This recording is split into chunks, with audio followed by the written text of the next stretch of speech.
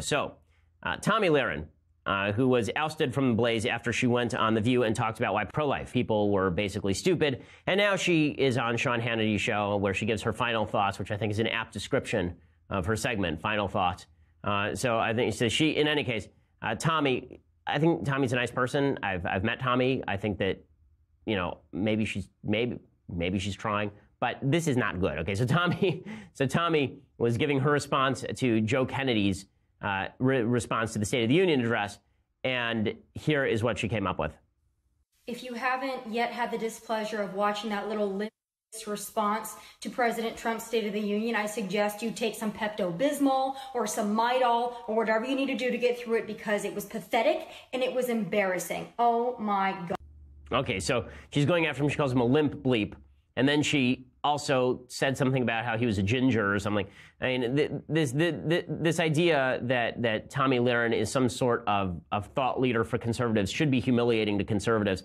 I'm sorry, Tomi Lahren is not a thought leader for conservatives. Tomi Lahren is a pretty woman, a beautiful woman who says things. I mean, that's it. That's it. And she says inflammatory things, and if people resonate to that, it's because people have a short attention span, but Tomi has bragged about not reading books, okay? One of the reasons you need to read books is so that you have better response to Joe Kennedy than just that he is a limp bleep ginger, okay? You need some actual content as to why you think that he's wrong. Otherwise, we're not having arguments. We're just insulting each other, and it's just, I hate this kind of stuff. I really, really do. I think that, you know, listen, I'll drop insulting language every so often, but nothing of that magnitude, and I attempt to support my arguments not with insults, but with actual data. Conservatives, if you're a young conservative and you're looking for somebody to look up to, I'm not saying you have to look up to me. You don't. There are plenty of people to look up to. All I'm saying is that you should probably steer away from the people who do this kind of stuff.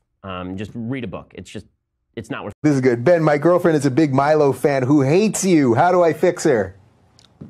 First of all, have her watch a tape from Joe Rogan. You don't have to have her watch the him defending molesting people tape. But I mean, what I would say about Milo's shtick is that Milo is somebody who is very much driven by a desperate need for attention.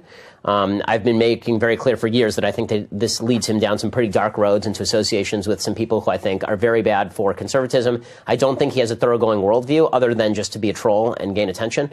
And it doesn't, you know, I'm not surprised a lot of Milo fans are not fans of mine, because I've made very clear that I have an affirmative worldview that I stand up for, whereas I think that Milo can basically be classified as anti-left rather than as conservative per se. Like, if you asked Milo, what would you do in government, it would all be stuff that was anti-left, I think. But I don't think he thinks about any of that stuff anyway. I don't think that Milo is a big reader. I don't think Milo is somebody who spends a lot of time with ideas. Now, it's not ripping on his intellect. I think Milo seems to be a smart guy.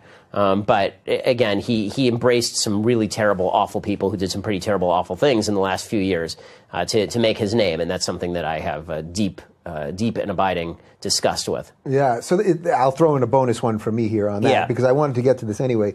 Where do you draw the line on who you can interact with or talk to? So, for example, I've done Alex Jones' show, and my feeling, and I got a lot of shit for it, but my feeling was, well, it's live, they're not editing me, and if I can talk about the things that I care about, well, I might just get some of those people to come here and start hearing new ideas and all that. So that's my general policy. Sometimes I sit, I've had other controversial people like Stefan Molyneux and a slew of other people, probably on both sides, that people don't want me to talk to.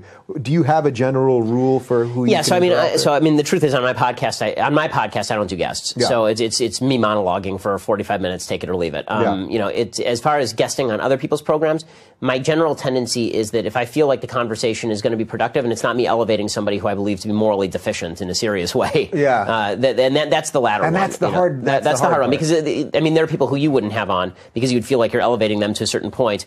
I have the same issue, but my kind of white list may be a little bit broader, just because my ideology is a little bit more well defined in some ways. To be debating Milo, I haven't heard anything about that lately. So the answer is no, I won't be debating Milo. The reason I won't be debating Milo is because he's a coward. And the reason he's a coward is because 3 weeks ago, first of all, somebody, I think it was Dave Rubin plus Steven Crowder, they both offered to host a debate between me and Milo on the alt-right and Donald Trump. And Milo went totally silent. And then he blamed Breitbart News for telling him not to do it. A couple weeks later, he then said, fine, I'm willing to do it now. And he emailed me and he emailed Dave Rubin. And he emailed, all the people involved, and he said, let's set this up. And within an hour, I had my assistant email back times, right? And he said within the next couple of weeks. No response. Nothing. Right? He says, I'll get back to you. No response. For a week. For 2 weeks. For 3 weeks, right? And then I email him again, last week and a half ago, and I said, okay, well, I'm holding these dates open, and I'm not going to keep holding dates open, so are we doing this or not? No response. No response because he's chicken. Because he's chicken poop. Because he is a coward. He's a coward. He's an intellectual coward. It's very easy to go on campus and fight against Triggly-Puff social justice warriors with an IQ of 7. It's really not difficult. And it's also really not difficult to lie to college students about what is good and true because they haven't studied the issues. It's also not difficult to gain attention by doing silly stunts. And they're fun. I watch them. They're fun.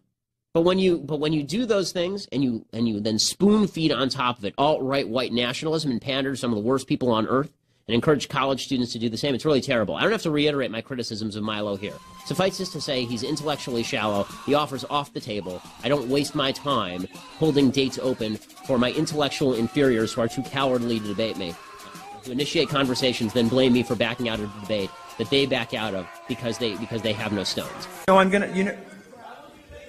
you want to what? No, someone asked me about this at Texas Tech. This is a very, look, this is a very weird situation that happened, right? I didn't reply to an email for 2 weeks because I'm busy and I was doing stuff like this. No, whatever, I'm not bullshitting it. I'm not bullshitting it. I think my inbox has about 30,000 unread emails at the moment. I didn't reply for 2 weeks, as I very often don't.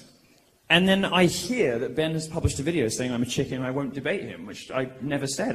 We hadn't fixed a date yet. I wonder whether it's because he decided he didn't want to do it in the end or whatever, but the invitation is open. Bring it, Ben.